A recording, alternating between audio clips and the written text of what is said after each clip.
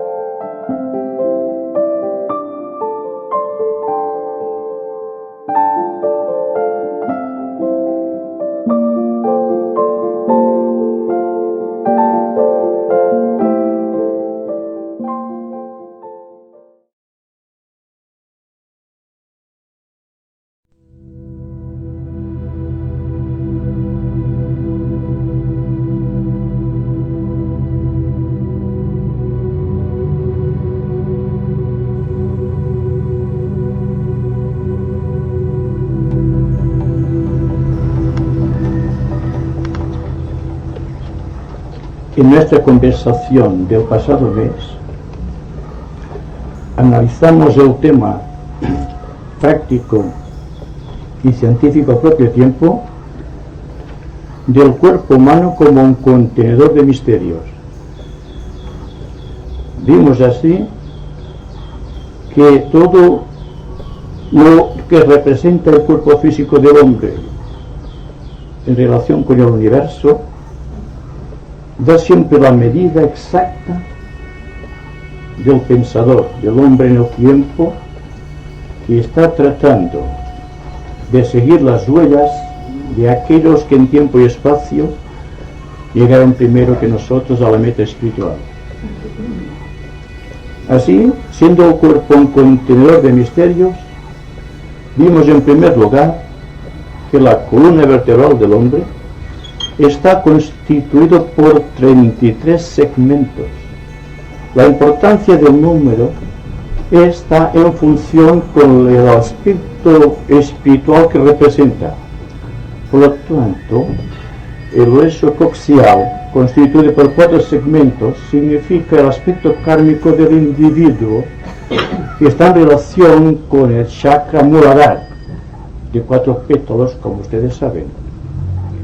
Le seguía después el aspecto cortical del segmento sacro, constituido por 5 de esos segmentos, que unido al 4 coxial constituye el número 9, que es el número del hombre, en el sentido de que realmente el 9 es el número de la iniciación cósmica, pero al propio tiempo es el número de los meses del hombre que está en el claustro materno.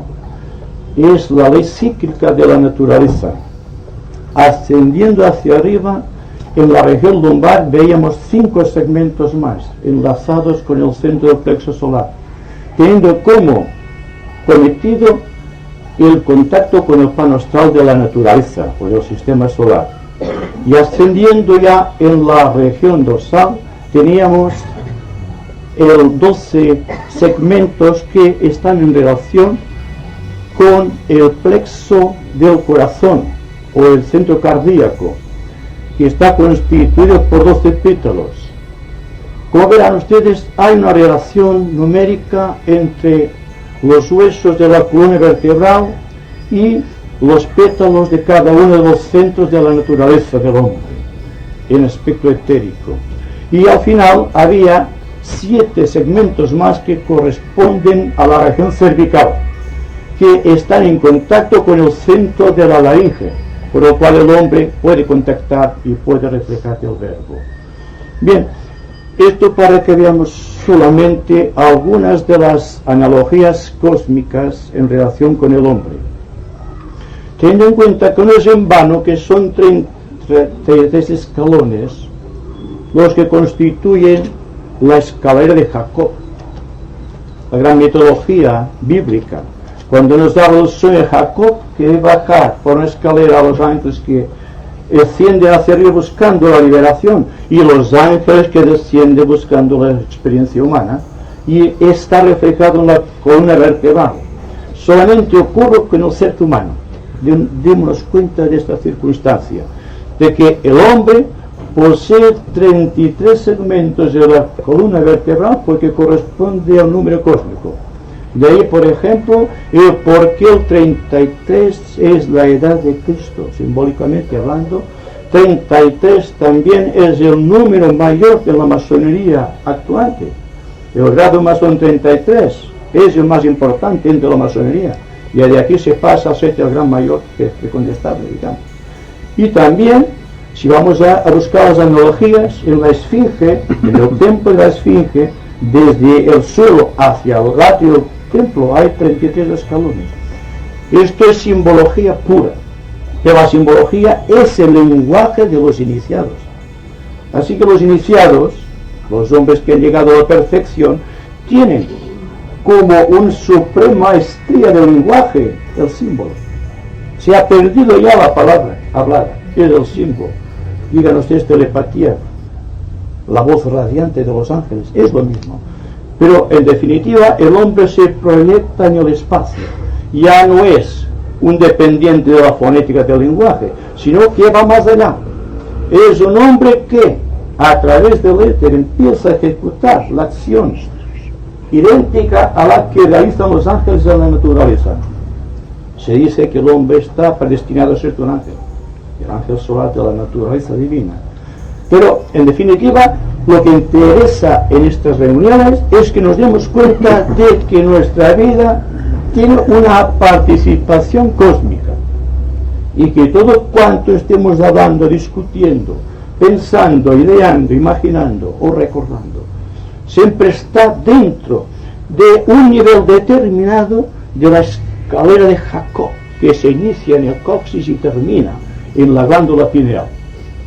Es decir, que estamos avanzando constantemente desde lo más bajo hasta lo más elevado de la naturaleza.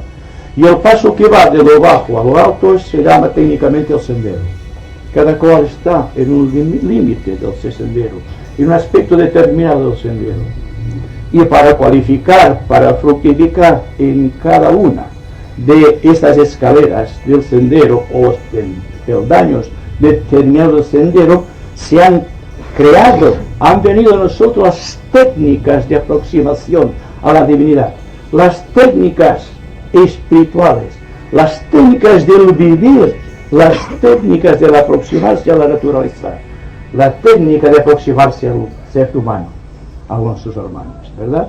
Todo esto está dentro del término genérico de sendero, ya sea en un sentido místico, ya sea en un sentido esotérico, ya sea en un sentido eminentemente científico. Todos estamos avanzando hacia la divinidad, todos estamos pisando un peldaño definido dentro de la escalera de Jacob de la evolución, y cada uno de nosotros ha de ser responsable en este punto donde la naturaleza lo ha situado. Es decir, que lo que decimos liberación en el sendero es cuando la persona, sea cual sea el peldaño que ocupa dentro de esta escalera de Jacob, sabe ser auténticamente libre. Se trata de libertad, no depende del nivel. La libertad depende siempre de la conciencia del nivel. La plena conciencia de libertad en este nivel. La manera como se enfrenta a sus problemas en este nivel. Y las técnicas no son técnicas, por lo tanto, de importación. Aunque podemos hablar de técnicas de importación, y podemos hablar de yogas, y podemos hablar de cualquier sistema de entrenamiento espiritual, porque todo está reglamentado por la ley kármica de la evolución.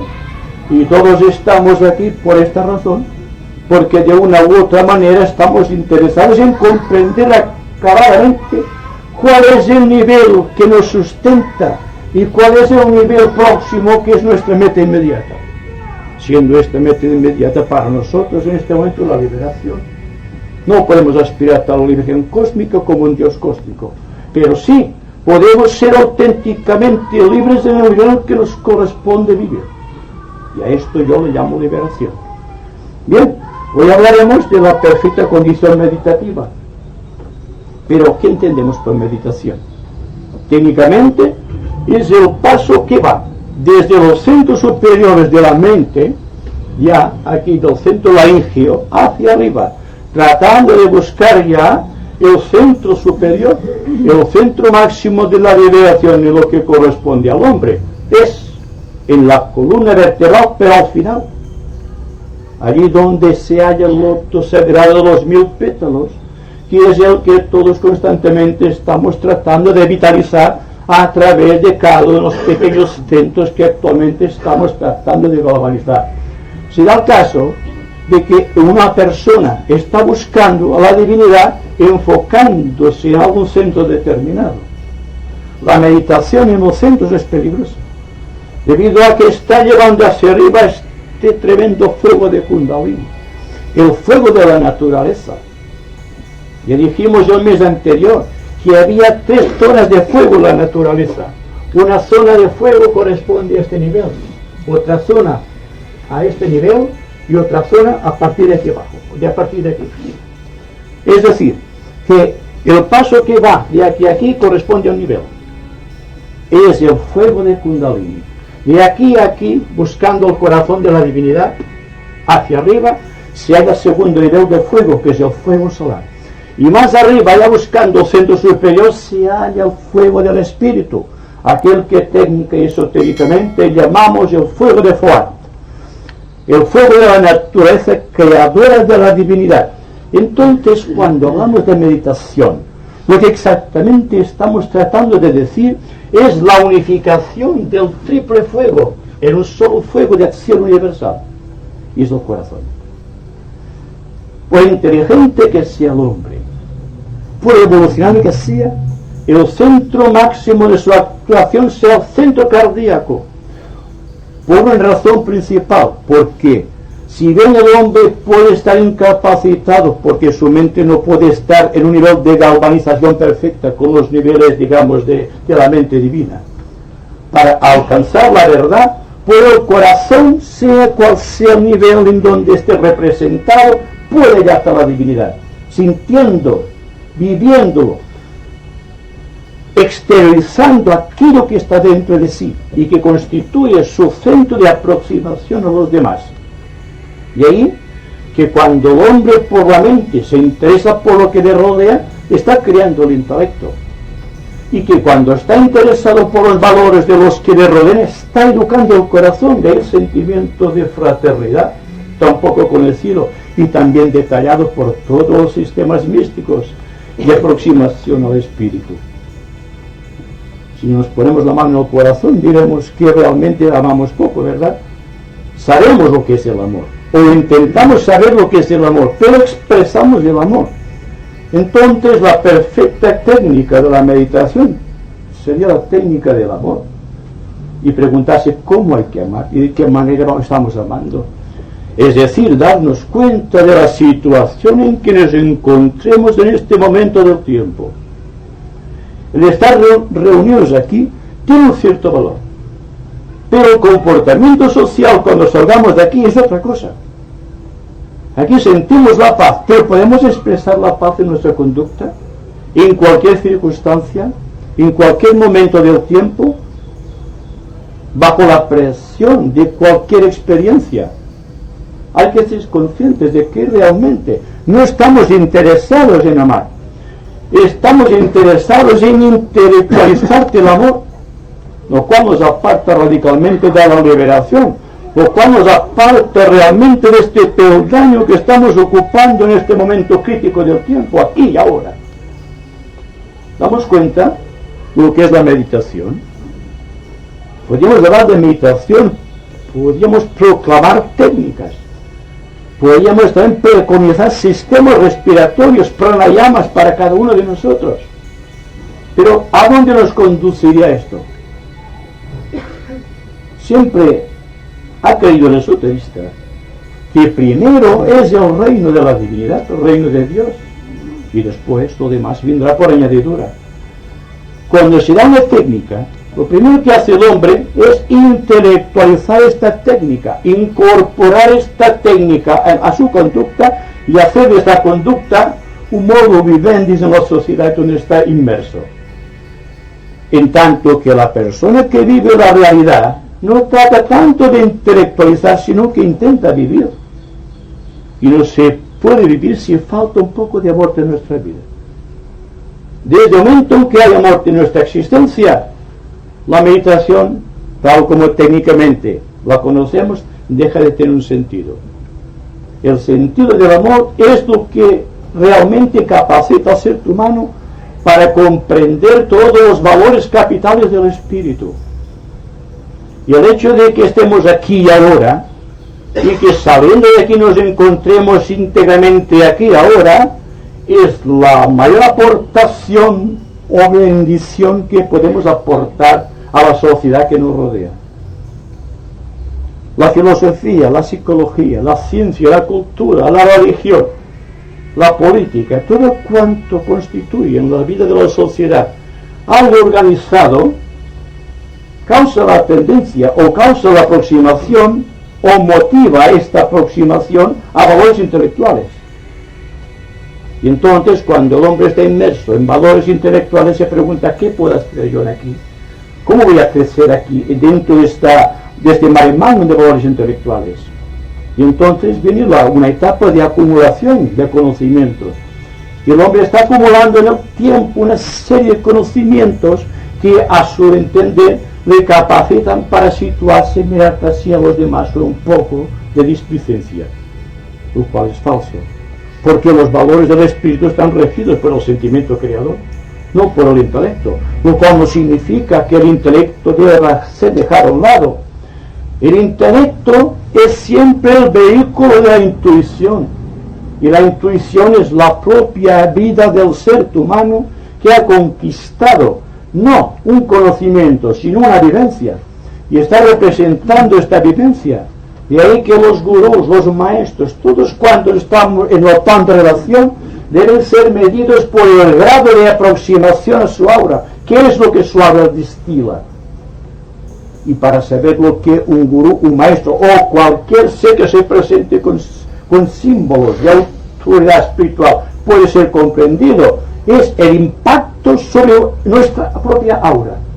Si nuestra aura es limpia, hay que esforzarse por limpiar nuestra aura, nos daremos cuenta de la verdad o de la falsedad, del error o de las verdades que existen en cualquier persona, en cualquier movimiento, en cualquier ser humano. Y ven entonces que nos libramos automáticamente de la tradición. Nos vamos liberando progresivamente de todo cuanto hemos acumulado en el tiempo. Y naturalmente, todo cuanto hemos acumulado tendrá que dejarse para poder ascender por esta escalera. Una persona muy cargada no puede moverse donde está. Estamos tan cargados todos de valores ilusorios, de valores intelectuales, de valores en todos los sentidos, que nos impiden aproximarnos realmente a la vida, nos impiden percibir las necesidades de los demás. Estamos tan preocupados por nuestras propias reacciones psicológicas que no vemos el mundo social que nos rodea. Hemos perdido la capacidad de síntesis y naturalmente estamos perdidos en una vorágine de cosas, y cuando hemos perdido la capacidad creadora, entonces buscamos un elemento que nos conduzca a lo que buscamos. Y así nacen las religiones, los sistemas de entrenamiento, los yogas.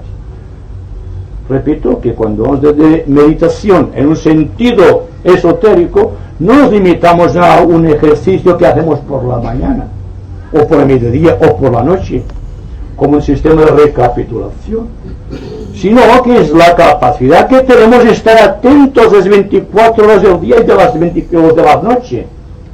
Esta integridad, esta intención, este poder de observarlo todo, de no sentirnos defraudados por nada.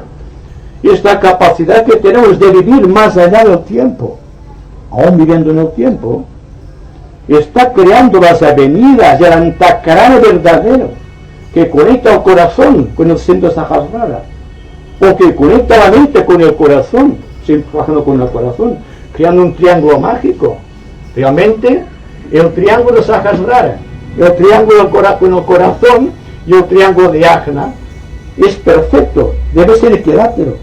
Y es la verdadera meditación, porque la mente se abre en una gran perspectiva. Al abrirse la mente en esta perspectiva, el amor fluye. No hay ningún impedimento, ninguna resistencia, está fluyendo. Y entonces el centro Sahasrara es el centro de la bendición. Es esto lo que el ser humano busca a través de sus intentos y a través de sus sistemas y a través de sus yogas. Está buscando esta integración. Pero si estamos atentos, dense cuenta del valor de la atención. No aquí. En cualquier momento tratemos de estar atentos, observando todo con profundidad, nos daremos cuenta de que desaparece todo. Y al desaparecer todo, desaparece la pequeña conciencia del Dios separativo. ¿Qué es lo que impide que el hombre pueda realmente amar a sus semejantes?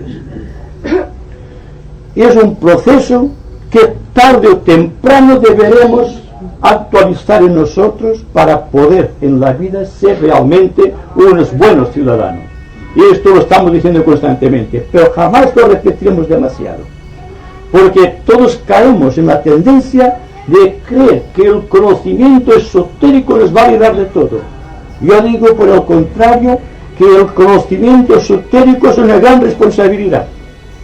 Pues desde el momento en que tenemos valores esotéricos y no sabemos qué hacer con ellos, estamos contraviniendo la ley y estamos creando karma. Y esto es lo que estamos tratando de hacer. Acumular en el tiempo. Y después buscamos un sistema de integración o un sistema de meditación para limpiar todo aquello que hemos acumulado. Así que la vida en su integridad es un constante dar y recibir, pero sin dejarlo todo de una vez, definitiva. La mente continúa recreándose con los pensamientos, y no digo que los pensamientos sean malos, pero cuando el pensamiento se hace una finalidad, el pensamiento se hace regresivo. El pensamiento solamente es válido cuando está constantemente ahondando en las grandes contingencias de la vida, cuando está constantemente abriéndose, cuando está creando perspectivas, cuando está creando metas, cuando está viviendo en la integridad de un proceso real. En este momento el hombre empieza a funcionar libremente. No funciona la mente es solamente un pequeño instrumento de su voluntad. Y más allá de la mente se hallan los valores del espíritu. Es decir, que el antakarana está solamente surgiendo desde el momento en que la mente y el corazón se unifican. Una persona no es inteligente por su saber, sino por el grado de equilibrio que ha logrado introducir en su vida. Desde el momento en que la mente y el corazón están en equilibrio, esa persona es inteligente. Y cuando la persona, en un momento de exaltación, según se dice, pierde su libre albedrío y no lo recupera jamás, se ha liberado. Y aparentemente es una contradicción dentro de una escala cualitativa de valores psicológicos que están apoyándose en la voluntad humana, y decimos, esto llega un momento que ya no te sirve para nada. Y las personas se quedan como aquel que le quitan un instrumento precioso o el juguete al niño, con el cual distraía su mente infantil. Pero se han dado cuenta lo que es la mente dirigida por el libre albedrío. En todo caso, ¿qué es el libre albedrío? Es la capacidad que tiene el hombre de moverse en la escala de valores que se ha formado, o en la jaula de valores que se ha formado. A esto le llama libre albedrío, a la capacidad que tiene por moverse dentro de la jaula que se ha creado. ¿Y qué pasará cuando la jaula desaparece? Cuando corta definitivamente lo que ata su mente a cualquier valor establecido, entonces empieza a saber, no antes, la gloria de lo que llamamos liberación, dentro de lo cual existe una meditación permanente. No se niega la meditación, sino que la meditación no puede ser intermitente. No puede estar meditando ahora y dentro de media hora estar ya distraído, que es lo que ocurre frecuentemente, casi en general. La meditación es una cosa continuada, es, como dice el maestro de Walku, es una conciencia de integridad, es una conciencia meditativa que no tiene espacio, que es aquí ahora constantemente. Y cuando conozcamos el valor del eterno ahora, sabremos ¿A qué estamos refiriéndonos? Cuando todo es una intención, cuando el hombre va y viene sin crear ninguna huella, como un pájaro en el cielo. Porque un barco en la mar crea una estela de su rumbo, pero un pájaro en el cielo. Entonces, cuando desaparece cualquier meta definida dentro de un plan de observación psicológica, el hombre empieza a ser libre y entonces sabe el valor de no tener libre albedrío, porque el libre albedrío es la garantía que tiene el hombre para equivocarse. ¿Se dan cuenta? Cuando el hombre está diciendo esto voy a hacerlo, esto no voy a hacerlo, están olvidando de equivocarse. Pero cuando el hombre es íntegro, cuando el hombre está viviendo dentro de una escala de valores eternos, nunca dice me voy a equivocar. Dice esto es así y esto es así. No hay el conflicto de la elección. Es esto a que me refiero exactamente cuando hablo de meditación. No quiero significar que haya que dejarse automáticamente todo cuanto hemos adquirido en el tiempo. Si lanzamos una máquina de tener una velocidad enorme, no podemos frenarla de golpe, porque aquello mataría el cuerpo, mataría el espíritu, nos dejaría indefensos. Pero sí podemos ir paralizando poco a poco la máquina de nuestro destino y ser íntegramente libres para poder compensar el precio de la vida, el más caro precio que puede pagar el hombre, por el derecho de nacer, por el derecho de subsistir y por el derecho a ser libre. Estamos viviendo unas horas solemnes. Estamos dentro de un cruce de eras, en la cual todo cuanto hasta aquí adquirido no tendrá valor. Y si continuamos apegados a los valores del pasado, ¿cómo podemos enfrentar los problemas nuevos que presenta la nueva programación cósmica que está viniendo hacia nosotros con velocidad de vértigo? Bien, solamente hay una manera: siendo conscientes con plena integridad, sabiendo aguardar pacientemente, siendo perseverantes en el intento, cultivando la capacidad de silencio, viviendo con alertitud y observando profundamente todas las cosas. Solo así sabremos lo que es libertad. Sabremos enfrentar los problemas, porque los enfrentaremos directamente, no de costado. El ataque de flanco solamente tiene importancia en los valores de los guerreros, los que guían los destinos de las batallas, pero no para el hombre que ansía ser libre. Debe enfrentar su problema con toda la intensidad de su espíritu. No puede retroceder, no puede ir a la derecha ni a la izquierda. Es siempre de frente que ataca al hombre perfecto. Y naturalmente, cuando toda dirección, cuando toda la problemática de la vida está orientada hacia el presente y este eterno ahora que estamos viviendo, el hombre sabe lo que es la paz, sabe lo que es el amor, sabe lo que es la inteligencia. No va a decir soy amoroso, soy inteligente, soy sabio, pero lo será, porque vivirá radicalmente, enteramente, integralmente este momento solemne. Y este momento le acompañarán todos los momentos. No tendrá un pasado ni un futuro, tendrá un presente constante. Lo cual significa que habrá liberado su conciencia del pasado y que está estableciendo las bases de un fértil futuro. Y para mí, esto es lo que interesa más fundamentalmente en nuestras conversaciones esotéricas. No se trata tanto de saber cosas, sino de saber aplicar lo poco que sabemos. Esto lo ha olvidado el esoterista o pseudo-esoterista, que está viviendo de un fruto amargo de un pasado o dulce de un pasado. Pero en la hora de la acción, cuando el hombre debe dar un testimonio de fe, se encuentra limitado por la incapacidad de sus vehículos de recepción de la vida. Y es entonces cuando hablamos, y debemos hablar de ese problema, del poder cuaternario inferior, de cómo el hombre está sujeto al cuaternario, de cómo está sujeto por la ley de los elementos, de cómo estos elementos se convierten en partículas etéricas que están introduciéndose en su aura y le impiden pensar organizadamente su vida. Y todo el sistema del triángulo que hemos examinado en meses anteriores en el cual existe la percepción de un ser que llamamos alma, o nuestro propio yo, buscando ya la calidad espiritual de la esfera luminosa que constituye la meta de la evolución, o técnicamente la liberación en lo que corresponde a nuestro sistema planetario. Así que estamos moviéndonos en una esfera de luz, si sabemos reconocerlo, pero sabiendo también que esa esfera de luz debe ser infinita. Desde el momento en que creamos una meta dentro de esta esfera, ya estamos limitando esta esfera. Y esta esfera fatalmente chocará con otra esfera. Y el yo es una partícula de conciencia divina envuelta en una esfera que el hombre ha creado. Solo cuando el hombre se da cuenta de esta realidad, deja la esfera tener participación psicológica en su vida y puede aprender a vivir de acuerdo con la realidad.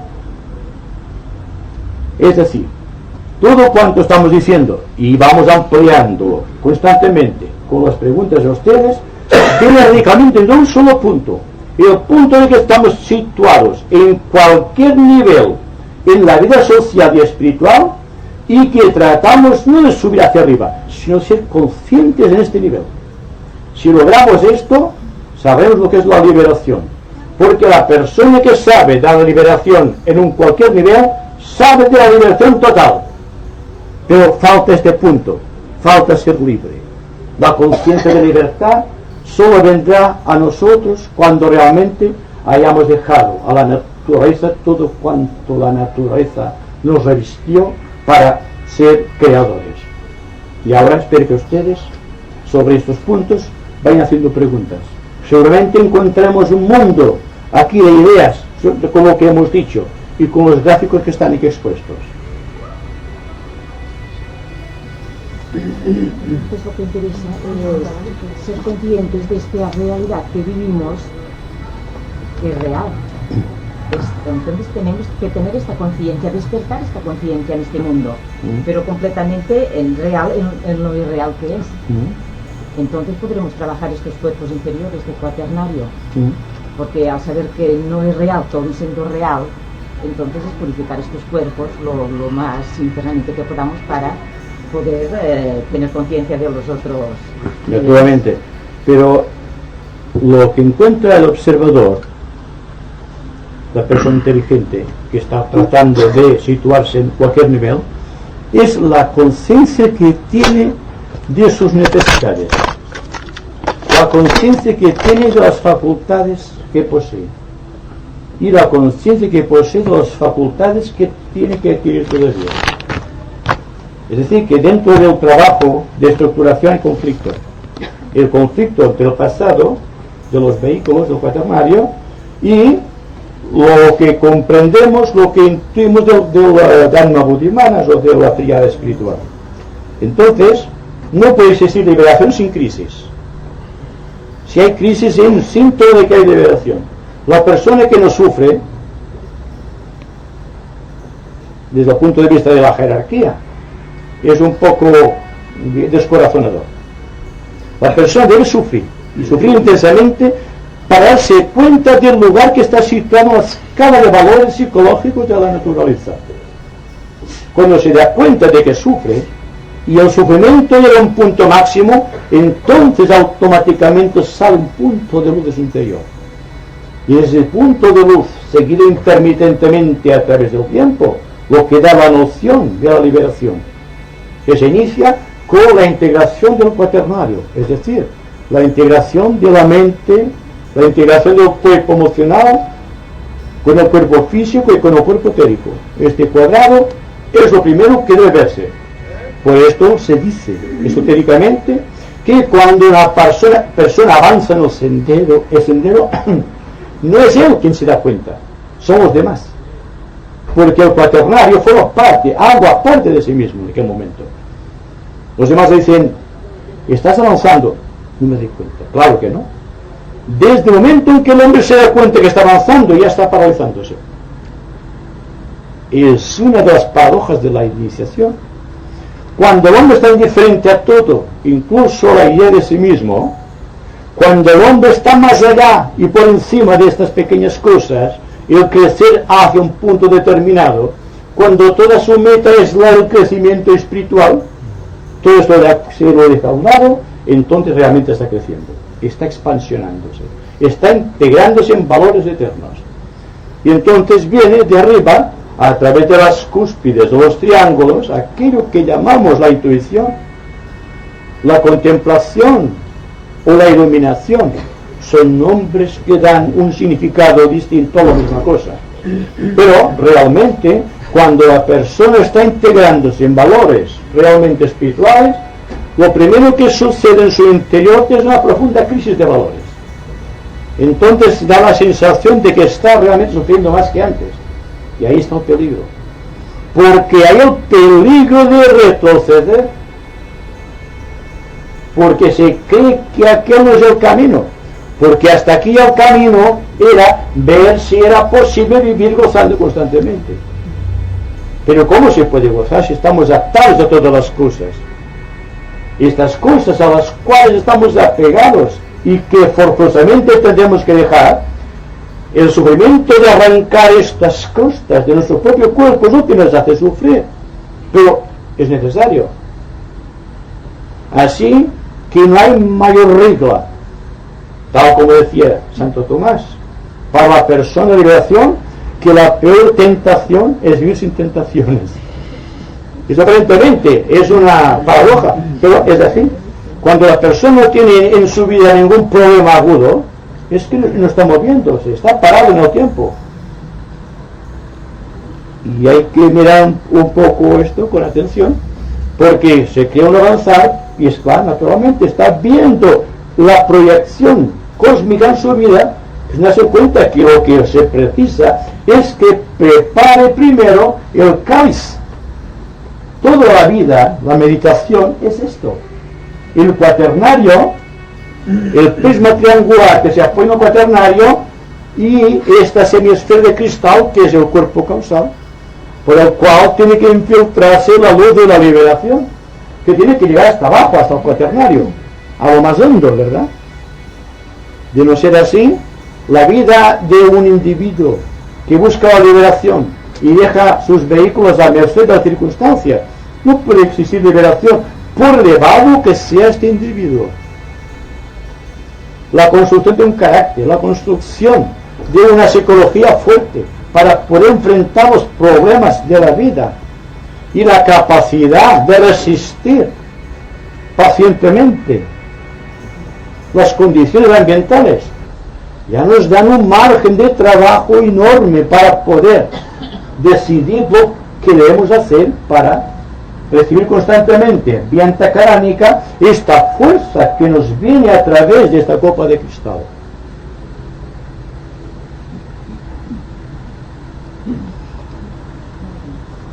Bueno, tenía dos preguntas. No lo leo de aquí, lo he leído así de pasado, pero la pregunta de los pétalos de la gata. Estos cuatro, o sea, cada pétalo que se va iluminando, debe ser a medida que se va equilibrando el cuerpo interior. Bien, empecemos con esto. Después haremos otra pregunta. Ya esperaba que me hiciesen la pregunta, si me extrañaba que durase tanto.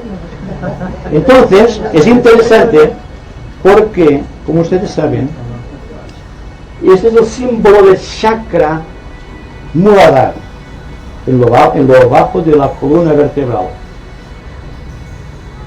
El misterio del chakra Muladhara es el misterio del reino humano. ¿Por qué tiene 4 pétalos? Porque el reino humano es el cuarto reino de la evolución y por el cuarto reino de la naturaleza es el cuarto rayo de pronunciación cósmica encima del hombre y porque es el símbolo máximo de Kundalini. Por lo tanto, el asiento de Kundalini a grandes velocidades de vértigo solamente puede ser percibido por clarividencia. Es el chakra que pertenece al ser humano o a la humanidad. El chakra que posee solamente 3 pétalos corresponde al reino animal. El chakra que tiene 2 pétalos corresponde al reino vegetal, y el chakra de un solo pétalo, siempre en términos de Kundalini, pertenece al reino animal. Mineral. Y ustedes preguntarán, ¿y esto por qué? Precisamente porque cada uno de los reinos de la naturaleza están regidos por poderosos devas llamados jerarquías creadoras. La jerarquía creadora del reino mineral tiene solamente un pétalo. Este pétalo está galvanizado a través de el cetro de poder de este señor Deva del reino mineral. No tiene la frecuencia vibratoria del 4º reino, porque la función es crear los átomos químicos del reino mineral. Por lo tanto, tiene un solo pétalo. Significa que reduce la velocidad de vértigo del espíritu de fuego que desciende a través del fuego solar a Kundalini, a fin de que las formas del reino mineral sean las más densas. Pero si no hubiese densidad, no existiría el movimiento fuerza de gravedad, que hace que podemos sostenernos así de esta manera, de pie.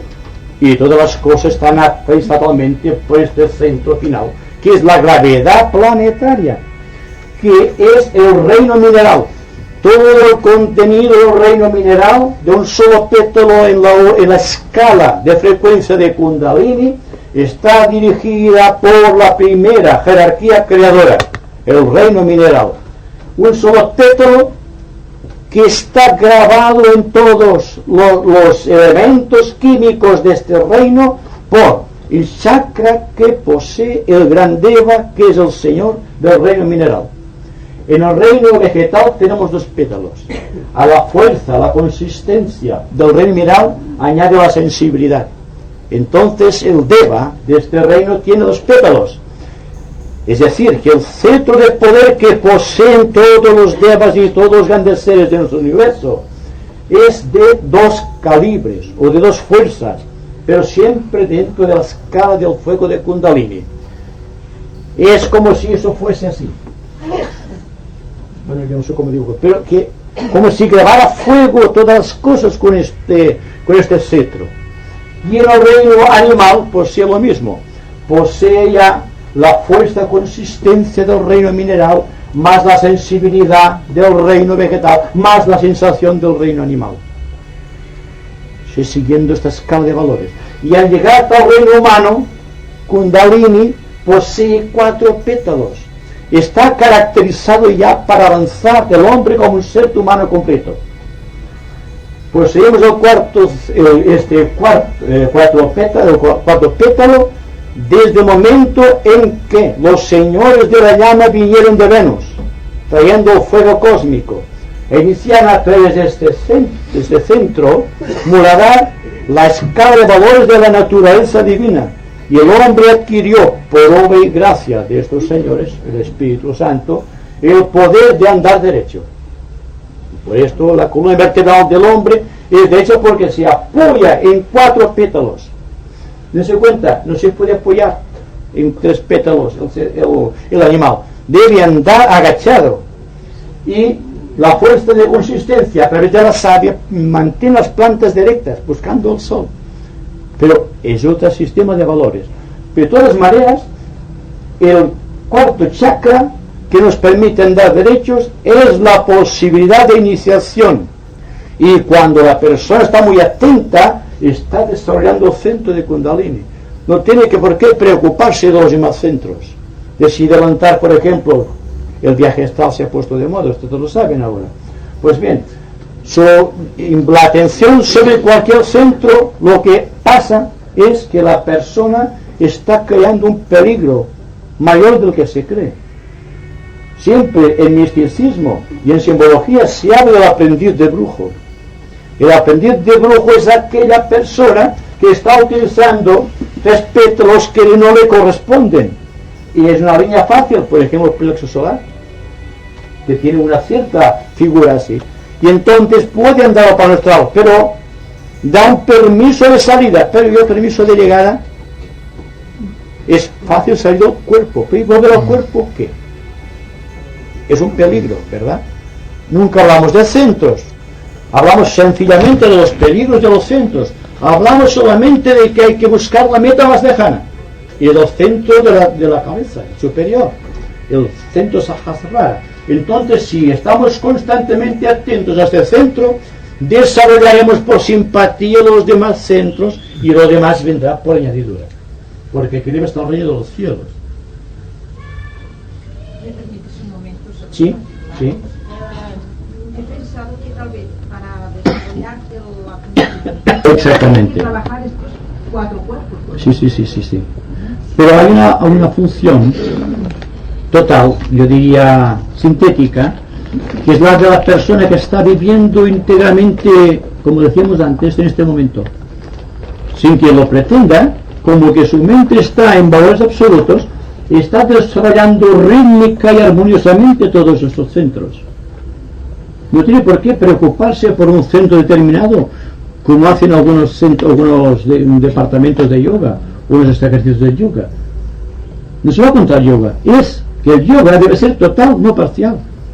No podemos separar un poco de yoga sabiendo que el yoga es infinito. Es la vida de la divinidad, es un yoga. Está ejercitando el yoga. Cuando crea Dios el Hatha Yoga, está creando el cuerpo físico, el reino mineral de todas las cosas.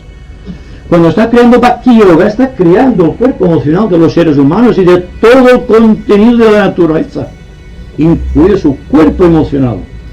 Y cuando está actualizando Raja Yoga, está determinando el cuerpo de todos los animales y el cuerpo emocional y mental de todos los seres vivientes con capacidades de pensamiento.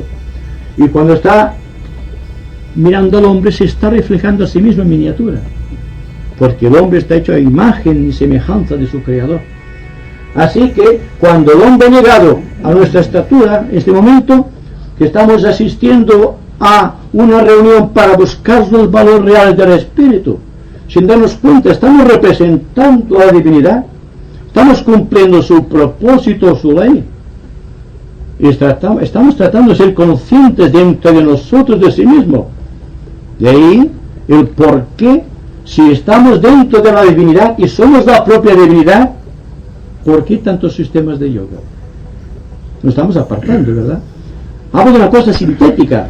No estamos negando que existan esas participaciones, pero en realidad el camino no es hacia afuera, sino hacia adentro. Si la persona desarrolla armoniosamente sus centros etéricos, automáticamente, por analogía, desarrolla las glándulas endocrinas. Y entonces todo el contenido de su cuerpo celular está de acuerdo con la evolución rítmica de su naturaleza.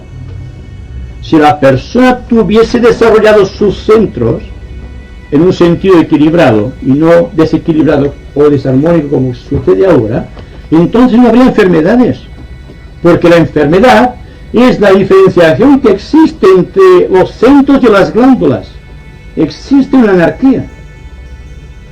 Y cuando se estudia más ocultamente la endocrinología, se da cuenta el médico de que realmente debe ser esotérico para comprender la raíz de ciertas enfermedades. El cáncer, por ejemplo, o cualquier otra enfermedad de tipo incurable hasta el momento presente. Es decir, que la armonía de la visión, la armonía de la percepción, la armonía del espíritu, la armonía de la comunicación está en nosotros. Todo está a nuestro alcance, pero si nos alargamos la mano no vendrá por sí a nosotros. Hay que hacer un esfuerzo. Y este esfuerzo, digo, es de adaptación a la vida. Adaptarse siempre a las circunstancias. No podemos vivir esotéricamente en el nivel mental y ser astralmente llevados por las pasiones materiales. Todo debe estar ordenado de acuerdo con la ley cíclica de la naturaleza.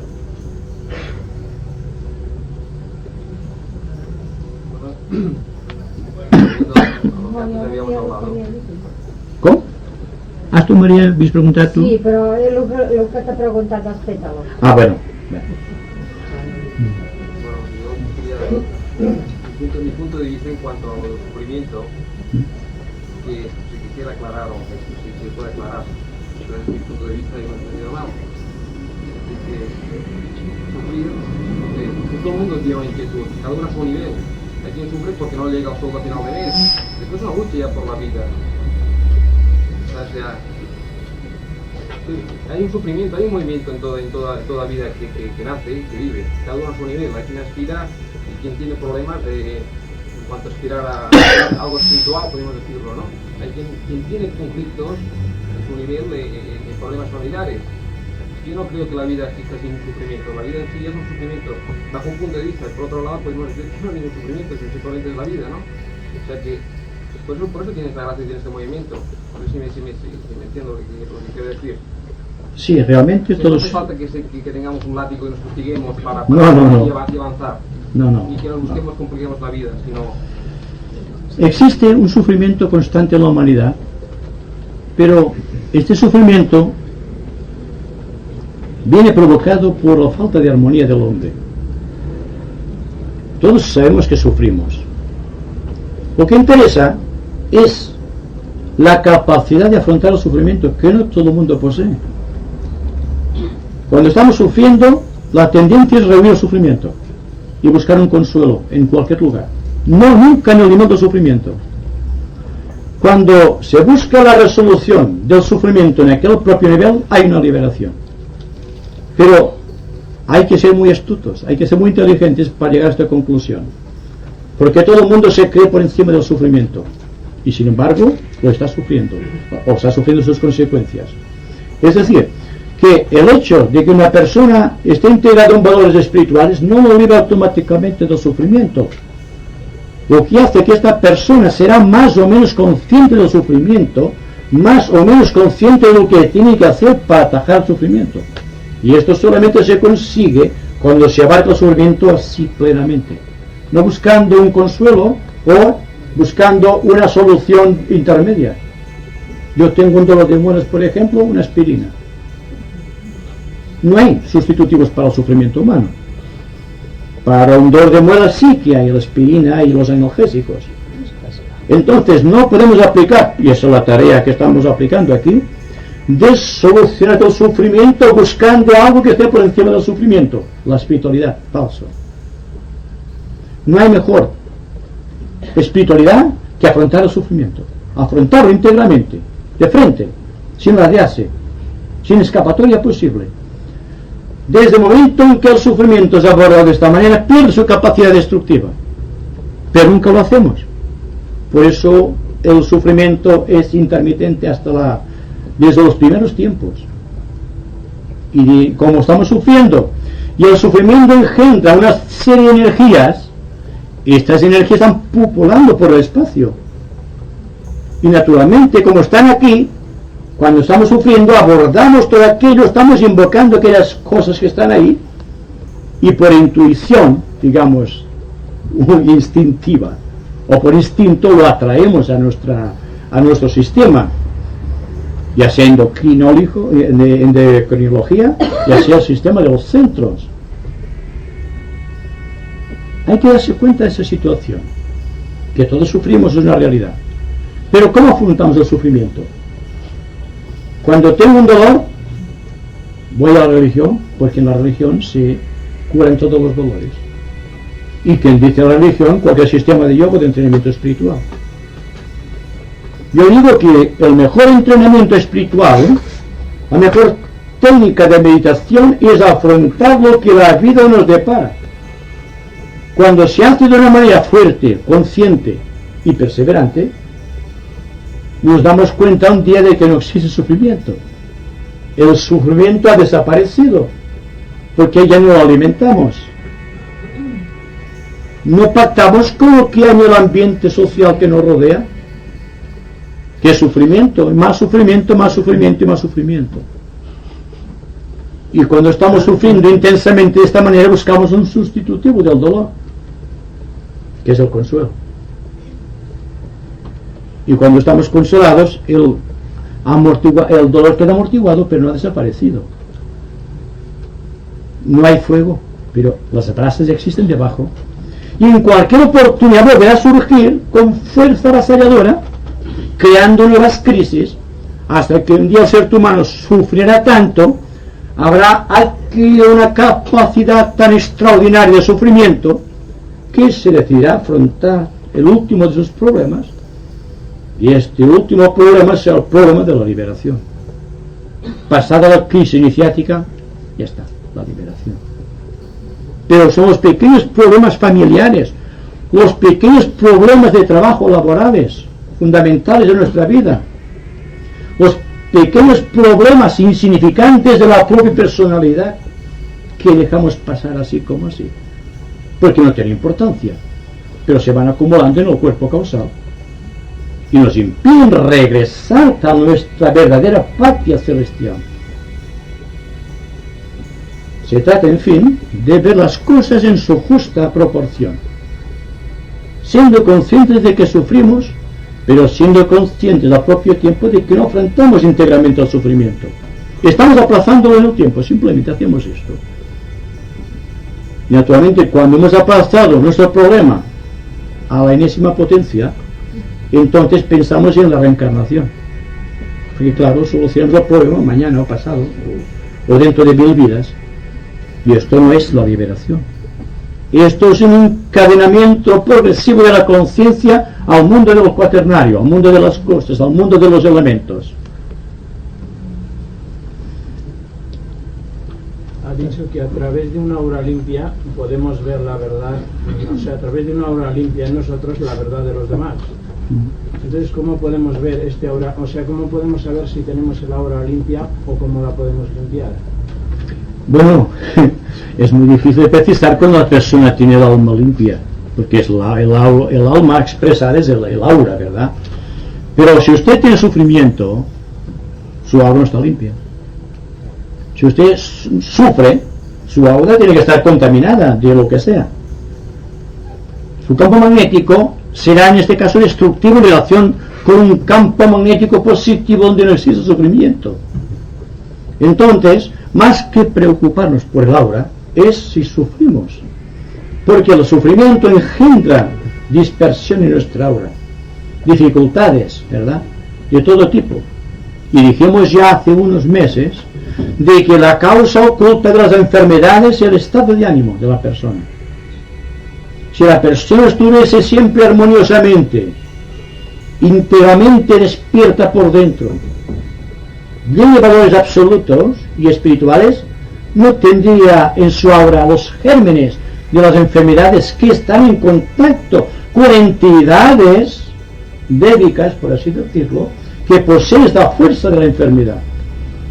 Y el día que la persona tenga el alma limpia, tendrá su aura limpia, y entonces será una bendición para el mundo que le rodea.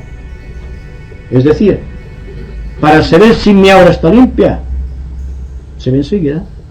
Si yo sufro, mi aura no está limpia. Tengo deseos, enemistades, odio en mi corazón, temor, mi aura no está limpia. Pero si tengo en mi corazón dulzura, apreciación correcta de las cosas, si tengo cariño para mis semejantes, si me siento con paz constantemente, es que mi aura está limpia. No hay problema con esto. Pero en el caso este de que una persona se considere, según su punto de vista, se considere con su aura manchada, entonces esta persona hace más o menos a criterio de él, hace una vida normal, tiene su trato correspondiente con sus compañeros en todas partes, y resulta de que este señor sí cumple, más o menos él cree, ¿no?, que cumple con los demás. Sin embargo, esto, como se suele decir, le pegan con le pagan con una patada. Entonces, en este caso, ¿qué sucede aquí? ¿Esta persona sufre porque está contaminada su aura? ¿O es porque no entiende a los demás o es que los demás no entienden a este? O sea, no sé si me... Sí, lo entiendo, sí.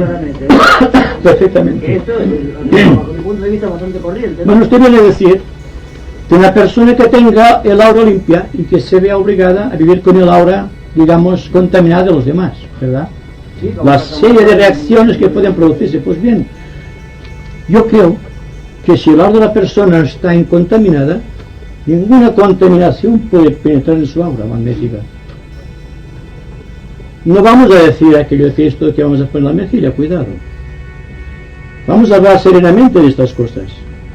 La vida para nosotros no es un paseo, es un rosario de sufrimientos, hasta llegar a un momento en que me doy cuenta de que el sufrimiento puede dejar de pertenecer a mi equipo kármico psicológico. Entonces viene un proceso automático, el proceso de darse cuenta de que estoy sufriendo, el proceso de darme cuenta de que tengo odio, de que tengo temor, o de que estoy sujeto constantemente a la aflicción o desarmonía, debe ponerme en guardia. Es decir, que entonces mi buen sentido, si es que lo poseo, me situará donde tengo que situarme, o la adaptación que tengo que hacer con las personas que tienen el aura contaminado. Porque no se trata de transigir, se trata de adaptarse, que no es lo mismo. Una persona puede vivir adaptado a un movimiento o social, o a cualquier grupo social. No quiere decir que esté de acuerdo con aquello. Pero si la persona quiere dejar de sufrir, y es la persona inteligente que debe preguntarse esto, entonces tratará de adaptarse, hacer como hemos dicho aquí muchas veces, como el agua, que se adapta a cualquier clase de vasija, pero nunca es la vasija, naturalmente. Podemos hacer esto, forma parte del equipo del hombre liberado. La adaptación constante a las cosas. No está de acuerdo, ni deja de estar de acuerdo, vive simplemente.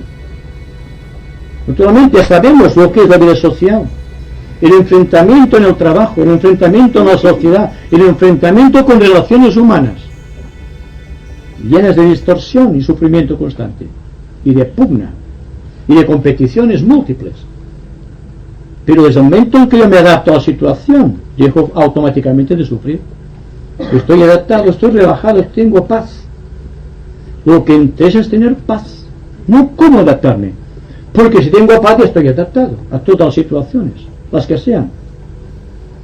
Dando cuenta que la persona que posee paz tiene la virtud de comunicar la paz. Porque la paz es una energía tremenda, de la más alta vibración y voltaje.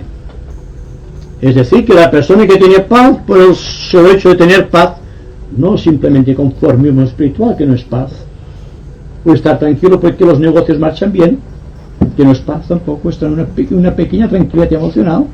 Cuando hablo de paz es cuando el cuaternario ha sido vencido, está integrado, es un cubo perfecto, y encima de esto, lo que es la paz, que es alma, buddha y manas en equilibrio, es lo que hace que sea una persona distinta de las demás. No me aparto de las demás, pero vivo dentro de unos valores superiores, eternos, que me libran de la angustia y el sufrimiento de los demás, y por esto puedo ayudarles. Solamente puedo ayudarme en el sentido de que no tengo por qué ayudarme a mí mismo ya. ¿Qué es lo que pasa con la sociedad? ¿Qué es lo que pasa con esos pequeños sufrimientos? Estamos tratando de curarnos. No pensamos en los demás, ¿verdad? Solamente pensamos en los demás cuando tenemos paz en el corazón. Entonces, automáticamente, ¿qué hago con esta paz? Y esta paz es el servicio universal del hombre hacia la humanidad. No sé si habrías por conveniente la pregunta, pero sí. Cuando hablamos por ejemplo de la familia humana, en esta etapa primera, digamos, casi podríamos decir de la edad primera, podemos hablar de la infancia y la juventud, se viene a la vida buscando lo que llamamos la propia felicidad. En este caso, cuando esto en las diferentes fases no se encuentra, es cuando se empieza a sufrir, pero es un sufrir inútil porque no nos han enseñado qué clase de valores debemos buscar aunque tengamos 15 años. En este caso creo que se sufre siempre porque hay unos deseos determinados, y en estos deseos entonces hace falta seguramente un entrenamiento, digámosle yoga o lo que sea, un entrenamiento para gozar y no sufrir. Entonces tenemos que gozar con aquello que tenemos. Pero ¿cómo se hace para no desear aquello que solamente, principalmente en las primeras etapas de la vida, y me refiero a la juventud, se viene pensando en ser feliz? Pero es una clase de felicidad la que ellos buscan y la que hemos buscado nosotros en esta etapa. En este caso hay que sufrir, no hay necesidad de pensar en que hay que sufrir, porque ni a los 15 ni a los 20 nadie consigue aquello que desea. Creo que en esto, si se pensara un poco, ya encontraríamos esta especie de yoga en el que podemos saber ser felices sin tener aquello que deseábamos para serlo. No es así, porque creo que esta etapa de la juventud deberíamos tocarla alguna vez en el tema, porque es muy natural. Dicen, yo he hablado con muchos, es que yo lo que quería era ser feliz, yo lo que quiero es ser feliz. Pero entonces, ¿qué clase de felicidad es la que tú quieres? Supongo que a los 15 y a los 20 y hasta los 25 y hasta los 30 es una clase de felicidad especial, que pertenece más, entonces lo que quería preguntar, pertenece al cuaternario todavía, porque es del mundo emocional. Sí, bueno. Entonces esto pertenece también a una clase de educación que supongo que en la era de Acuario habrá que haber para que esta juventud pueda ser feliz, pero sin perder el tiempo, digámoslo así, ¿no? Exacto, desde luego lógico. Además, una cosa hay que advertir, que cuando hablamos de un lenguaje aquí, y seguramente este lenguaje no es válido en el campo político, en el campo de la educación, debido a la infinidad de tramos que existe en la escalera Jacob de la educación simplemente. Aquí naturalmente hablamos de un problema fundamental de cómo el hombre puede liberarse de todo cuanto hasta el momento está llevándole hacia el pasado en sentido regresivo. Hablamos de una manera muy libre. Naturalmente nos plegamos a lo que es el ambiente que estamos tratando. Por lo tanto, si hablásemos en un sentido educativo, tendríamos que empezar por clasificar a las personas por etapas evolutivas, no por simples test psicológicos, sino por clarividencia, lo cual todavía no se ha desarrollado en el ser humano.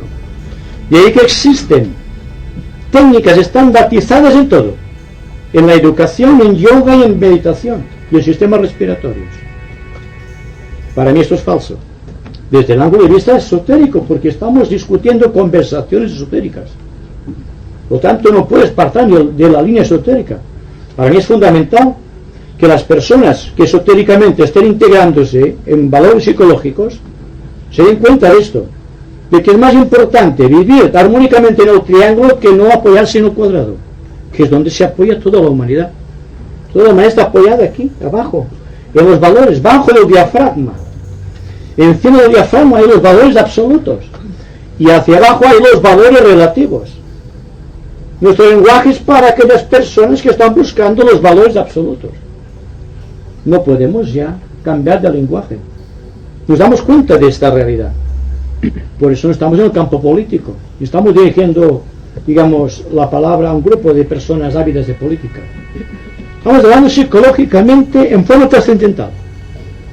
Diciendo al hombre, tú sufres y tú debes buscar la causa del sufrimiento. Porque desde el momento en que te des cuenta de que tienes un sufrimiento que te está agobiando, automáticamente debe surgir como impulso natural el deseo inquebrantable de solucionarlo, lo cual no puede ser posible apoyándonos en todo cuanto hemos conseguido a través del tiempo, en cultura, en genética, en religión, en todo cuanto podamos apetecer, en todo cuanto tenemos en nuestra disposición. Hay que cambiar radicalmente las cosas y el lenguaje también. Entonces, lo que interesa mayormente es darnos cuenta si realmente lo que estamos diciendo aquí tiene un valor, no para los demás, para nosotros individualmente.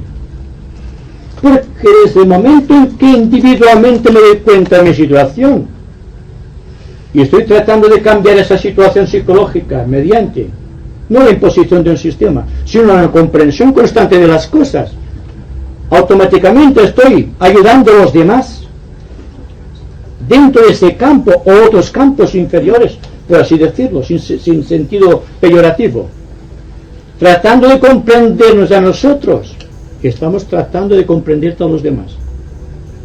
Si nos adaptamos a una situación social, estamos ayudando a esta situación social. Pero si reaccionamos contra cualquier situación, estamos reaccionando contra el conjunto.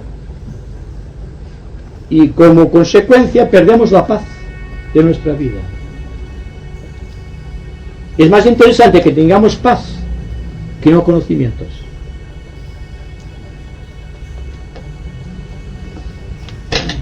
Perdón. La pregunta que ha formulado Leonor me parece a mí que ha puesto la cosa es... El dedo en la llaga. Ya. Porque es una pregunta que creo que todos que intentamos seguir un camino esotérico nos la hemos planteado muchas veces.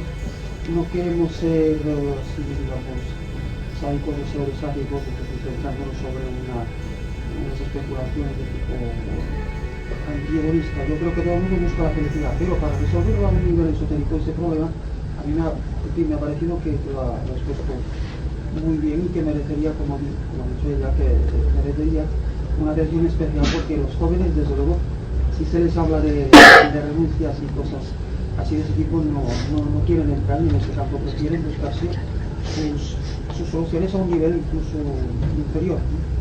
Ahora bien, para dilucidar ese problema, me parece a mí que hay una cuestión histórico-anatómica que se tiene pocas veces en cuenta, y me gustaría que incidieras someramente en ella, y es el hecho de que la causa de por qué tanta juventud no es, digamos así en términos aceptables, no es feliz, es porque funciona demasiado a un nivel que históricamente, en la historia de la evolución, fue bueno para cierto desarrollo de géneros especies, que es el intelecto. Pero dicen algunos maestros esotéricos que antes que el intelecto, como rector del hombre, esto, había otra facultad que hoy día queda así en muchas personas, queda inédita. Y esta facultad, dicen algunos, que está cita en el lecho solar. No olviden que está más abajo, en el chakra inmediatamente inferior a esto. Yo me he devorado un poco los sesos para saber lo que había de verdad en eso. No he podido llegar a una conclusión directa, por lo tanto lo dejo aquí, y si no te apetece, para simplemente testimoniar que me ha gustado mucho este planteamiento y me gustaría que se insistiera. ¿Qué? Esto es una otra conferencia. Sí. Y esto es otra conferencia, como decían aquí. De todas maneras, yo digo que los jóvenes que vienen aquí se les puede hablar de este lenguaje. Los que no vienen aquí están siguiendo la presión de la era. Yo digo que también, que cuando la persona tiene una tendencia a reagruparse constituyendo un rebaño, está situándose en este nivel. Por lo tanto, las personas que están aquí están en este nivel. Les hablo en este nivel, en el nivel del cuaternario perfecto, que no es una posibilidad, es para mí una realidad. Si no, no estarían ustedes aquí, yo tampoco.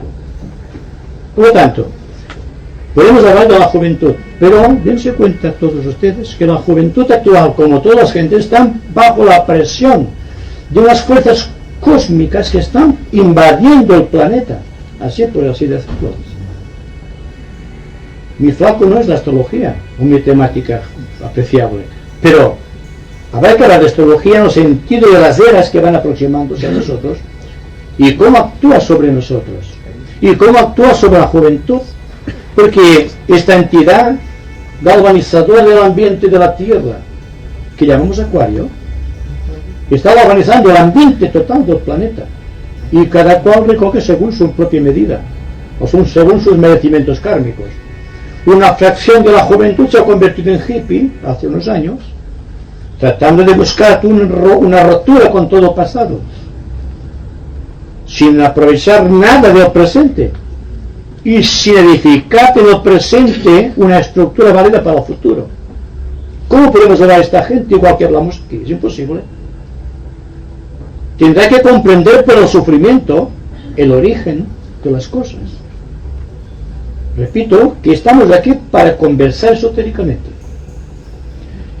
Y hablar esotéricamente no implica que tengamos un lenguaje diferente, que vayamos a hablar de cosas que están por encima de la razón. Todo cuanto se dice aquí es comprensible porque está apoyado por la técnica y por la ciencia. Y así el fuego de Kundalini, a través de los centros etéricos, que se manifiestan las glándulas y en todo el sentido de las cromosomas que está estudiando la ciencia. Por lo tanto, la constitución de la célula humana, a base de cromosomas, es lo que es la evolución del centro. Y una persona está bien dispuesta hacia la sociedad en merecimientos y en virtud de su expresión externa por la evolución de sus centros etéricos, los cuales están en razón directa con la evolución espiritual de su vida.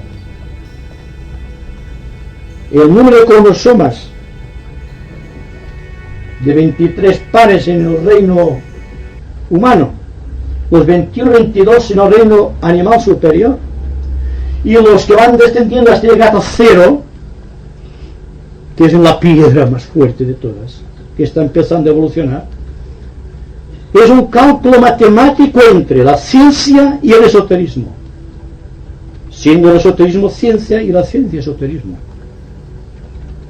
Y cuando hablamos de religión, hablamos de lo mismo utilizando el cáliz y el verbo, lo cual significa que todos estamos válidamente de acuerdo a través de los símbolos en todo cuanto constituye el pasado, el presente y el futuro de la humanidad, y lo que implica el sendero, la escalera de Jacob, que forzosamente tendremos que subir cada cual con su peso kármico a cuestas y con la capacidad que tenga de liberarse de este peso cuando quiera o cuando pueda. Pero, cuando pueda queriendo. Pero ya en el nivel que estamos, que hablamos del cuaternario, sabemos que podemos liberarnos de muchas cosas. En realidad nos hemos liberado de muchas cosas para gozar del derecho de estar aquí, reunidos ahora. Dense cuenta de esa circunstancia y dense cuenta de por qué hablamos en conversación esotérica. A ver, quisiera preguntarte, no estaba bien actualmente y no me acuerdo de los 33 segmentos que has. Hay un trozo de 9, ¿verdad? Sí. Entonces, más abajo, ¿cuántos hay? ¿5? No, 7. ¿Más abajo? 7. De abajo, empezando por abajo. 4 más 5. 4 más 5. Más 5. Más 12. Ah, no más 7. No hay un trozo de 9. No. El 9, el que, por el lugar que ocupa en la estructura del cuerpo, demuestra lo que es el nacimiento del ser humano, es los 4 segmentos del hueso coxial más los 5 del segmento de la región sáctica. Ya me sirve. Entonces, ¿de dónde llega a vencer el 9? El equilibrio del 9, o sea, las 9 cabezas de la vida. Entonces llega a una iniciación que podríamos decir en la Tierra es la quinta iniciación. Exacto. Entonces, luego más arriba, los otros segmentos ya son de otros más sutiles. Sí. Otras iniciaciones mucho más sutiles. Exacto. Bueno, entonces podríamos decir que esta escalera de Jacob podría representar el Prelaya y el Manvantara del ser. Puede ser, sí. ¿Verdad? Sí. Puesto que llega de Puede ser, abajo sí. arriba, podría ser. Y podemos decir más. Cuando pasamos de una región, de la región dorsal a la cervical, hay una pequeña iniciación. Cuando ascendemos de la región básica coxial hacia el centro sacro, hay una pequeña iniciación. Los 4, por ejemplo, que constituyen esta base, más los 5 de arriba. Y pasa lo mismo con los planos de la naturaleza. Al pasar del plano físico al plano astral hay una iniciación, la primera. Al pasar de la segunda, del plano astral al plano mental, tenemos la segunda iniciación. Y así sucesivamente. Siempre dominamos desde arriba. Es decir, que para ver la proyección de este centro, por ejemplo, hay que situarse aquí. Y para ver esta proyección hay que situarse al menos aquí, utilizando clarividencia mental. Ahora bien, cuando ya existen los 5 pétalos que pertenecen a la jerarquía quinta, la jerarquía planetaria, con los ángeles solares, y hay que hablar de otra visión, porque eso no será percibido más que con visión cósmica. La velocidad y el fuego de Kundalini, tal como se expresa aquí, en nuestra vida nos permite la vida en movimiento. Pero a partir ya de tener 5 pétalos, el fuego ya no es de Kundalini. Utilizo fuego solar. Entonces el ser puede ser consciente cuando ya llega a 5 pétalos, toda conciencia. Plena conciencia. Pero todo y así va subiendo, Exacto. va subiendo. Exacto. Para abajo irá subiendo a cuestas. Digamos que hay 33 escaleras más arriba y hasta 33, y así lleguemos al número de la bestia que se dice en el Apocalipsis.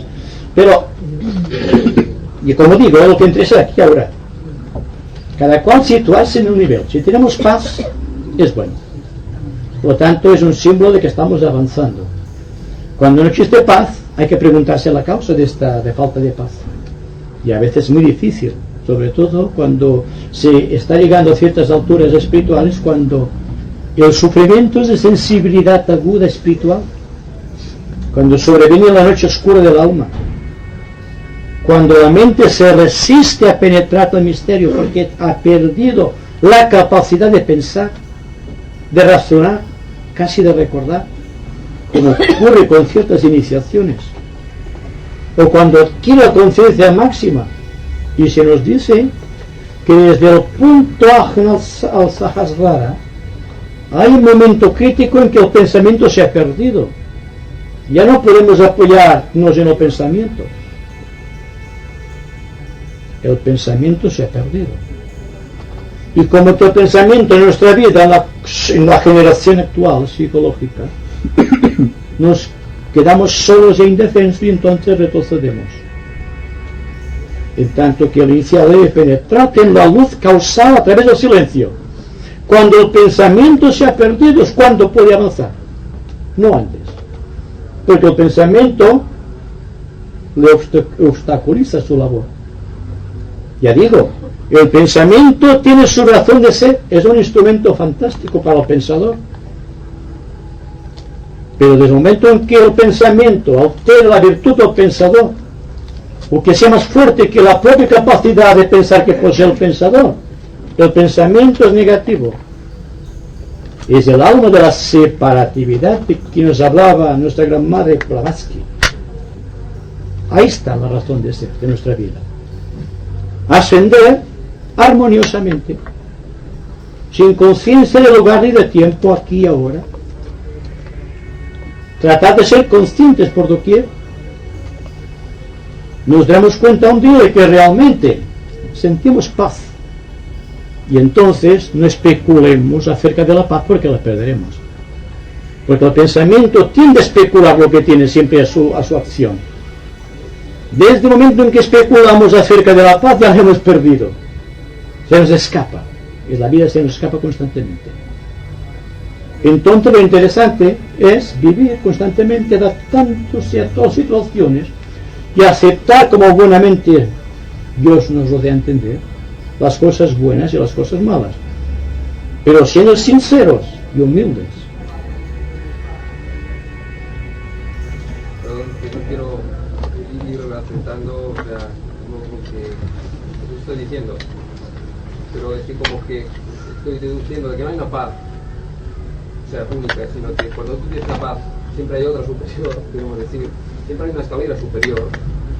Entonces, para tener la paz es el único punto que veo, es de ir viviendo armoniosamente, es lo que acabas de decir tú, pero es lo que quería Sí, sí.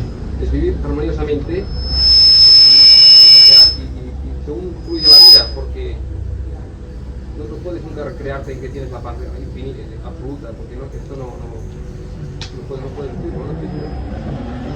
Bueno, pero es cuando ya estamos argumentando sobre la paz. Un momento. No se cuenta de una cosa. Cuando hablamos de una paz superior, estamos creando una meta, siempre.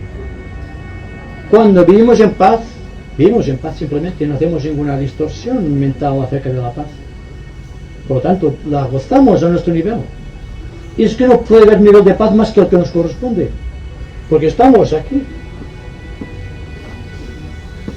o aquí, no estamos en otro lugar.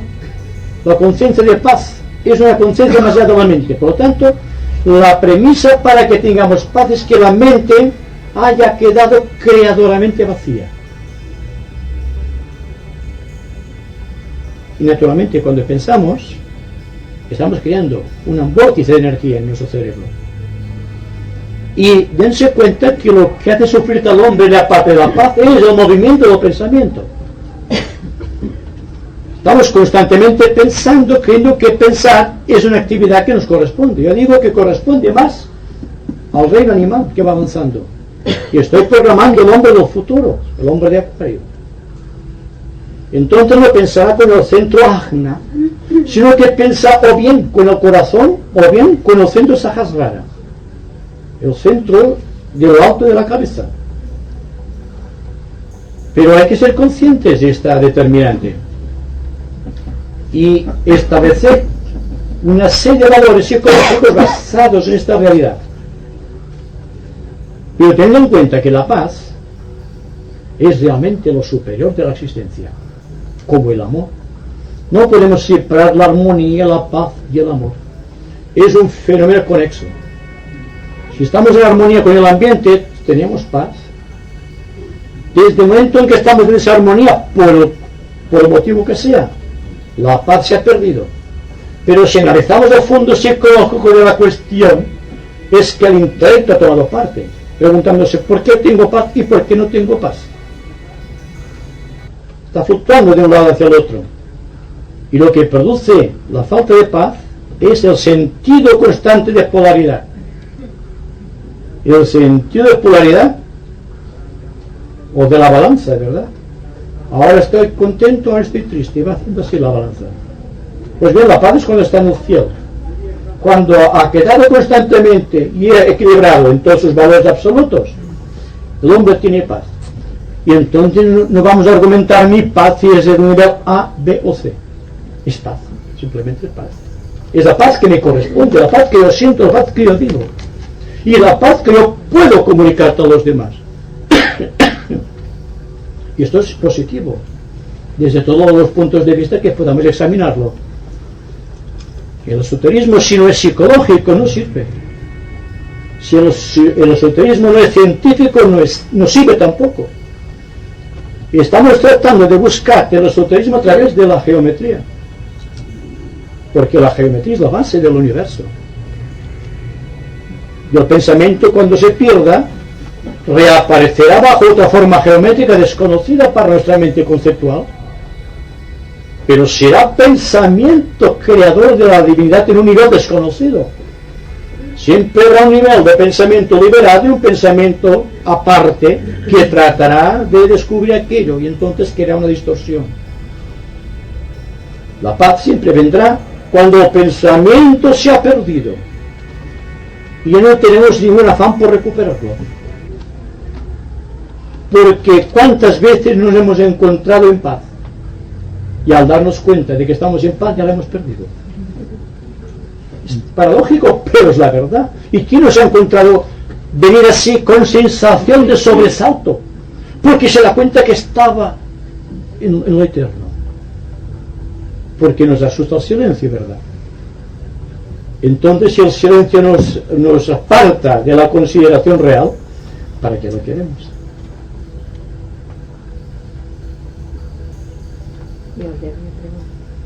Esta juventud que viene ahora, que ya es Acuario, están gritando por las calles y por el mundo, por todas partes, libertad, libertad, libertad.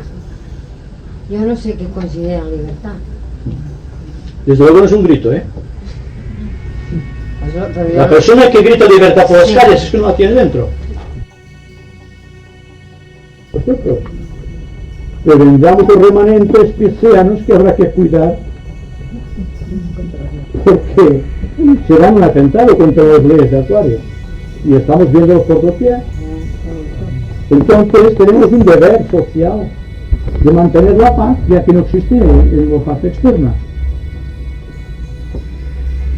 Y digo que estamos aquí no solamente para conversar, sino para actualizar ciertos poderes dormidos en el interior que nos capaciten para estar en paz cuando todos los demás están sufriendo o están en ebullición.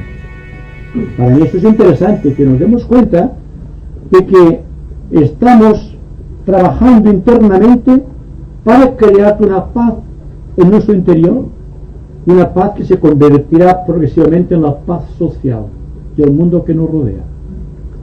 Y aquí será nuestra mayor aportación al mundo social que nos rodea. Esta es la realidad. Hablando de Piscis y Acuario, es una cosa muy personal. Me parece que se está reproduciendo en el caso de Piscis Acuario, para ilustrar un poco lo que se a mí me ha venido una especie de inspiración y imaginación y la vengo aquí simplemente para si esto cae bajo ese ángulo. Me parece que se están reproduciendo ahora en esta fase transitoria de Piscis Acuario las mismas condiciones que tuvo cuando el primate o el antropoide estaba ya anatómicamente apto y dispuesto para recibir la incrustación de la muerte. Y hay mucha gente que están anatómicamente, tienen todo a punto, pero en la base negativa. Y ahora habrá algunos selectos, lo que has dicho tú, que serán normalmente difíciles. Habrán uno, como pasó en aquel tiempo que hubo muchas ramas de los organismos despreciadas, y unas que fue la siguiente que se convirtieron en grandes.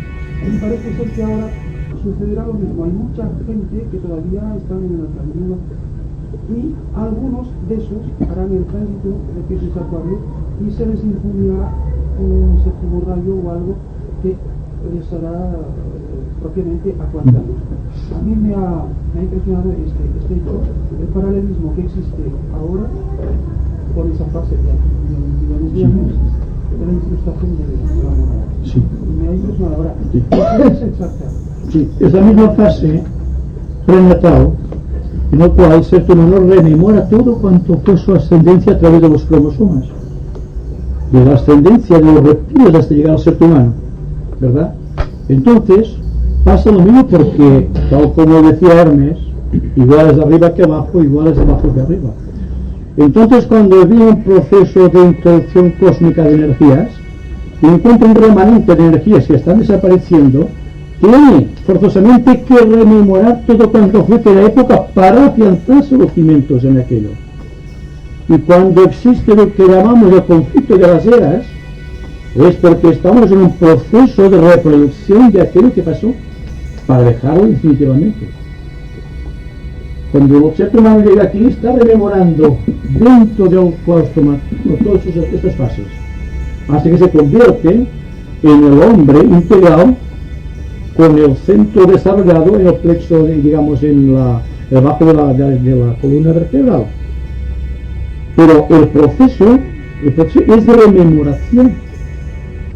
Por esto, siguiendo este proceso, digamos, de analogía, Platón aconsejaba a sus discípulos la rememoración de todos los actos diarios para que tuviese un arranque al día siguiente afianzándose en aquello positivo que había entresacado de sus conclusiones. Estamos ahora en un proceso difícil porque estamos en un tránsito de eras que va de Piscis a Acuario. Entonces, esta fluctuación de energías entrantes y energías salientes produce un caos aparente. ¿Qué es lo que está ocurriendo? Estamos inmersos todavía en un Kali Yuga, por lo tanto, el Satya Yuga todavía tardará unos cuantos miles de años.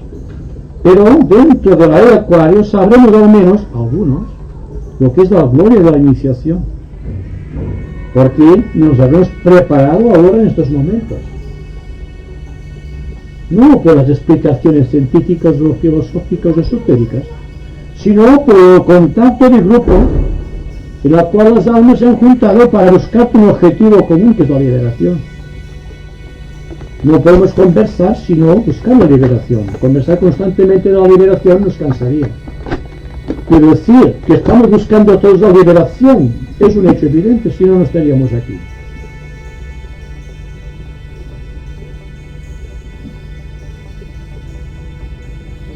Freud habla incluso de una mujer que recordó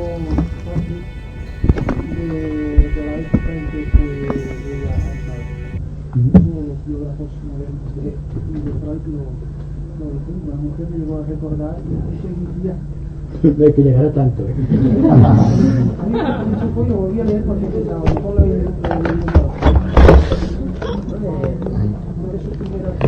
Sí, sí, es posible recordar fácil, ¿no? Sí, naturalmente. Lo que no es aconsejable, porque el ser humano se aparta instintivamente del pasado porque está buscando su proyección en el futuro. Es peligroso. Es como tratar de actualizar los centros que tenemos debajo del diafragma. Nos interesa fundamentalmente destruir el centro que está por encima del diafragma. Es decir, interesa el centro de la... No llego ahí, pues igual. Encima, aquí hay el ajna, el del corazón, el trasrar, el del bajo y el de la columna vertebral, en esta forma. Pues entonces, ponemos un poco más aquí. Entonces hay esto aquí. O aquí, digamos. 3, 6, 7, no están todos, ¿eh? Entonces el diafragma separa el corazón, el laríngeo, el ajna y el coronario. Y abajo está, por ejemplo, el pecho solar, el sacro y el de la columna vertebral. El de los fondos de la columna vertebral, el muladhara. Por lo tanto, la nueva era traficará con estos 4 elementos y no con estos 3. Se verán invertidos los papeles. Es decir, que paradójicamente estamos hablando de dejar el cuaternario, pero estamos buscando el cuaternario superior con base en el corazón, lo cual no es lo mismo cuando el cuaternario está basado en el plexo solar. El plexo solar es el cerebro instintivo de los animales, y cuando muchas personas sensibles dicen que tienen corazonadas, no es por el chakra del corazón, sino por el plexo solar. Y hablamos de intuición con ligereza. La intuición está del corazón hacia arriba, muy arriba, y el plexo solar tiene poderes incalculables. Es aquella condición que hace que el animal busque la planta que tiene que curarlo. Nadie se lo dice, no tiene médicos el animal. Pero para qué lo queremos si tenemos la mente, que tenemos que organizarla. Por eso tenemos los médicos y las medicinas. Es así. ¿Cómo? ¿Cómo está vinculado? ¿Con qué? Porque está por la línea de fuego de Kundalini o por alguno de los segmentos de estos de Ida o Pingala, por ejemplo, una parte izquierda del individuo, el hombre, es femenino. Pues esta parte se conecta con Pingala y también se está realizando con el centro Ajna. Y está realizando una fusión de energías. Es decir, vamos a ver, en sentido de yoga, el Hatha Yoga está actualizando el pecho solar, el centro sacro y el centro debajo de la columna vertebral, dirigidos por el Ajna. En cambio, el Bhakti Yoga es el paso que va del plexo solar al corazón y es el primero que atraviesa el diafragma. No es Bhakti Yoga el yoga del corazón, sino que es el yoga que va del plexo solar al corazón, porque el yoga que sale del corazón es Agni Yoga, el yoga de síntesis, porque el corazón es la base del universo, material y universal. Por lo tanto, cuando empieza a desarrollarse el centro chakra del cardíaco, empieza a hacer una línea que se conecta rápidamente con el centro de la cabeza, con Sahasrara, el final de todo. Y entonces sí que existe una línea de comunicación intuitiva, porque está en la cúspide real de la tríada espiritual, de Atma, Buddhi, Manas.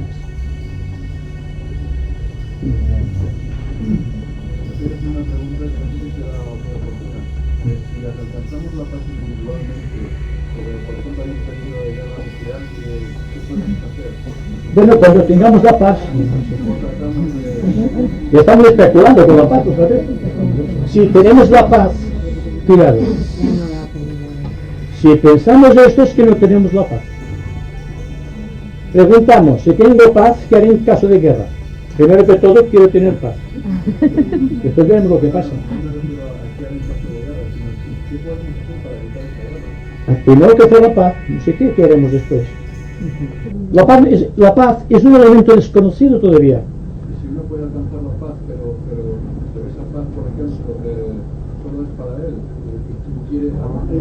Es que no puede ser.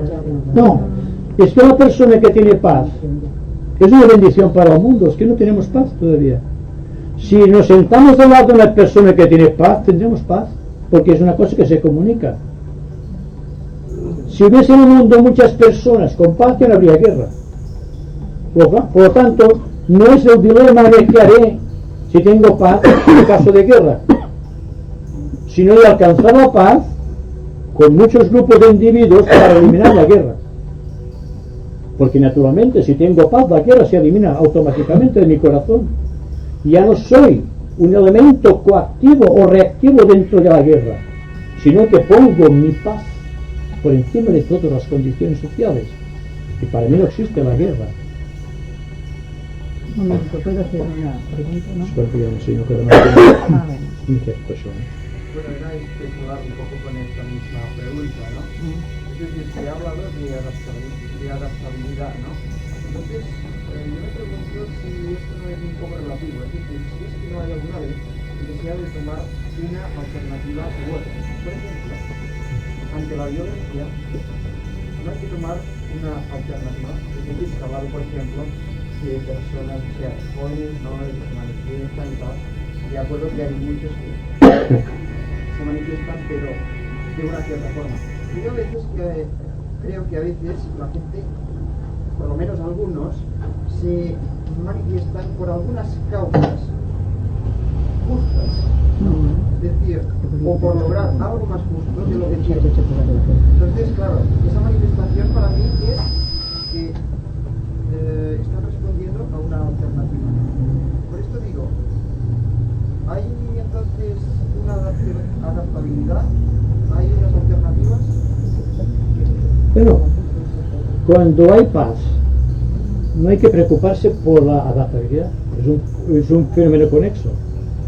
Ahora bien, cuando existe un grupo de jóvenes o de viejos o de mediana edad, un mundo social que está rebelándose contra una injusticia, lo hace en un sentido fundamental que reconoce en virtud de la parte de paz que les corresponde de conceptuar lo que es una injusticia y luchan contra ella.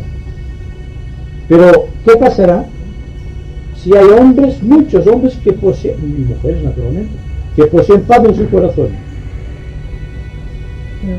Habrá paz sin necesidad de organizaciones masivas, ni pedir esto ni pedir lo otro. Pedimos esto porque no hay paz, radicalmente, fundamentalmente. La persona que tiene paz sabe que cumple un objetivo de paz. A su alrededor siempre hay paz. No es problema, no es alternativa para él. Y esto es lo que nos pasa a nosotros. Y es la pregunta que se hacen todos.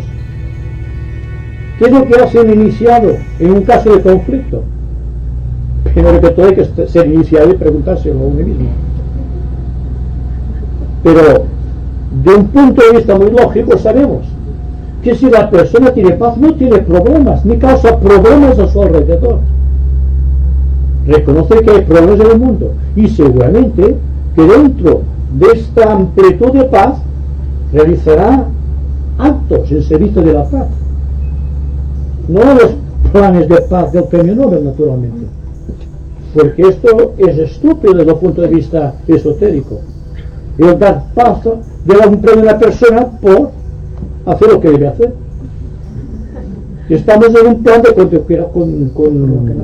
decoraciones. Todo el mundo busca la condecoración ahora.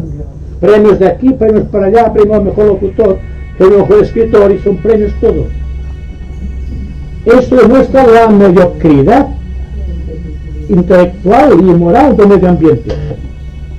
Cuando la persona ya no pide nada, ni quiere premios, porque está en su corazón repleto de paz, todo eso desaparece naturalmente. Pero el mundo es así, está todavía bajo el imperio de la inmolación, de la epopeya o de la heroicidad, y todo el mundo quiere ser alguien, incluso en el mundo espiritual, lo cual es negativo. Cuando la persona ya no busque ninguna prerrogativa, ya no busque nada para sí, se acabarán los premios, incluido el premio Nobel, porque es estúpido desde el punto de vista esotérico. Más todavía es negativo, de acuerdo con el principio humano realmente de equilibrio y de armonía y de conocimiento integral. No, es que la pregunta que han hecho sobre lo que tiene que hacer una persona que tenga paz frente a una guerra o a un peligro nuclear, yo también me lo pregunto muchas veces. Lo que supongo que en primer lugar no hay que tener miedo, no dar demasiada importancia a la vida física, pero de todas maneras creo que si tenemos armonía interna encontraremos lo adecuado, aunque creo que esta era de Piscis que se está marchando también necesita de todos estos que están haciendo esas cosas que no nos gusten, pero que también es necesario para liquidar todo un pasado, todo un mundo que tiene que caer. A lo mejor están haciendo algo bien, pero yo lo que espero es que a ver si podemos tener tanta paz para saber escoger el momento oportuno sin tener que eliminar a nadie, pero saber dónde nos dejamos caer un poco la balanza, porque si las personas que tenemos paz nos decantamos a un lado, quizá a un lado o a otro lado en un momento dado, yo creo que no podemos hablar entonces de la paz superior del todo, porque aún hay muchos problemas que tenemos que vencer en la sociedad. Hay que hacer algo en la sociedad para que avance, pero lo que nos sobra es tener paz primero para tener un buen sentido de elección en un momento dado. Yo creo que no se puede hacer nada más y empezar por no tener miedo de dejar el cuerpo físico en todo caso. ¿No? ¿No es esto? Ante un problema nuclear lo primero es no tener miedo. Hay que enfocar el asunto no desde el punto de vista de la paz, sino desde el punto de vista de la comprensión de una necesidad social. Si hablamos de paz, no podemos entrar en conflicto con nadie ni con nadie. Ahora, si hablamos desde el punto de vista de la comprensión de necesidades sociales, es otra cosa. Cambia radicalmente. Porque la comprensión del individuo ante la sociedad armónica que nos rodea y del cual formamos parte, tiene algo de paz esta comprensión, pero estamos hablando de un gran contenido de conocimiento y un poco de paz, y para mí prefiero un gran contenido de paz sin tanto conocimiento, porque si hay paz habrá otra alternativa que desconocemos, no podemos hablar sobre esto. Todo cuanto hablemos, salvo de la propia paz, es un sentimiento de integridad. Aquí queda reducido todo cuanto podemos decir. Pero si tenemos comprensión de un problema, cada cual luchará contra aquel problema de acuerdo con su comprensión. Pero no pongamos la paz en este punto. No tiene nada que ver una cosa con la otra. La paz es fundamental, la paz es esencial. Y la persona que tiene paz sabrá lo que debe hacer mejor que la persona que no tiene paz. Una gran dosis de comprensión de conocimientos esotéricos o no nos dará paz, nos dará amplitud mental, que no es lo mismo. Podemos comprender un problema, podemos sentirnos impulsados a luchar contra aquel problema, y esto constituye la parte sagrada del individuo. Y yo no me meto con el santo santón de ninguno. Cada cual es libre de escoger su propio camino, cuando comprende a lo menos lo que es el mundo social que le rodea, con sus absolutas necesidades.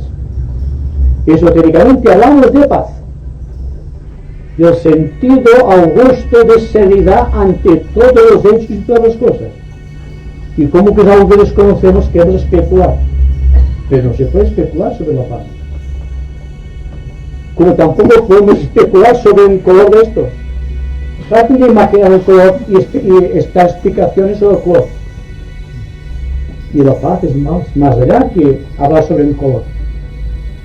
Un color podemos decir sí, es rojo, porque conocemos el verde o el amarillo.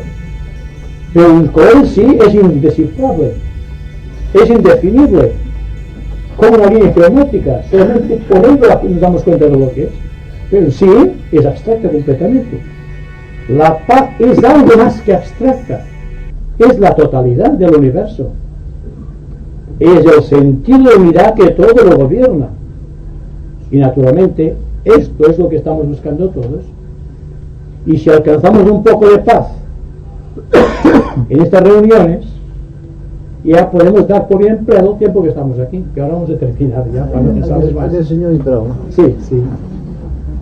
Está hablando de la paz, ha dicho antes que el más interesante de la paz es el reconocimiento. Bien. Luego la paz es el equilibrio perfecto del individuo. Y pero había pensamiento que, por ejemplo, dentro de la ley de gravedad, un lago es un ente aislado, está en paz, está quieto, y en él se refleja su alrededor, por ejemplo, si hay árboles, hace de espejo. Ahora, este lago se altera cuando hay una fuerza exterior que lo mueve. ¿Ven? Pero nosotros, el ser humano, si comparamos, por ejemplo, la paz, ese interior, como un diamante, como un brillante, que la paz, el elemento más duro de la naturaleza, nadie lo puede alterar. O sea que llegar a este punto de la paz, ha de ser ya que nada, ni nadie, ni ningún motivo puede alterarlo porque es íntegro, es una cosa inalterable. Amén.